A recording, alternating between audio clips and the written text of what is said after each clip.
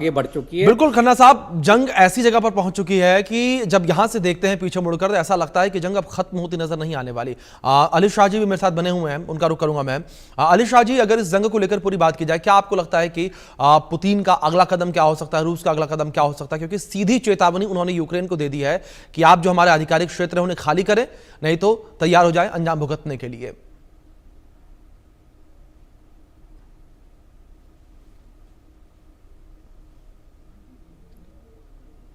अली शाह जी, आपको आवाज मिल रही है मेरी? जी हाँ, आपकी आ रही जी जी। देखिए, हाँ ब्रिगेडियर खन्ना साहब ने बिल्कुल सटीक तरीके से ये बात बताई है। और ये बात देखिए, रूस को ऐसा मानना है कि पहले तो कहा कि भाई यूक्रेन किसी भी हालत में नाटो में शामिल ना हो। अब ऐसा लग रहा है कि वो शायद एक बहाना था केवल। उनको वो चाह रहे थे कि यूक्रेन पे अटैक करना, जी यूक्रेन को एनेक्स करना, जैसे कि 2014 में उन्होंने क्रीमिया को एनेक्स किया था। German chief of naval staff थे जो कि जब ये जंग शुरू हो रही थी उसे बस एक महीने पहले हिंदुस्तान आए थे, यूएसए में लेक्चर दे रहे थे और उनकी लेक्चर लाइव स्ट्रीमिंग हो रही थी।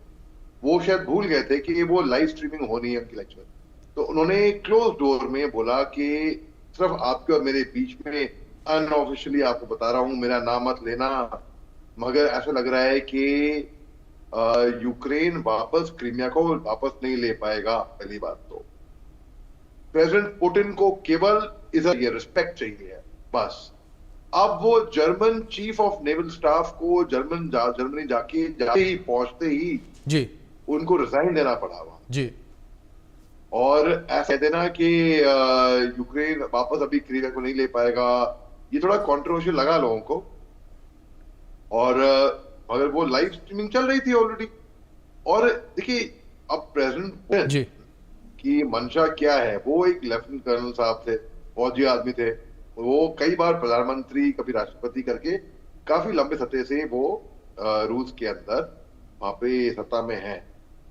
और जैसे कि गाजा पट्टी में नेतन्याहू चाह रहे थे कि गाजा पट्टी को तबाह करके बिल्कुल बर्बाद करे, खाली करा के हो सकता है वहां पे इजरायली सेटलमेंट बना दें।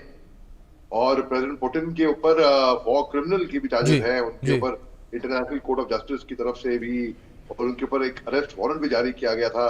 और काफी उनको वो कंट्रोवर्सी में भी आए कि भाई उनके ऊपर इल्जाम था कि वो मास ग्रेव का इल्जाम था इनके ऊपर और इस तरीके से।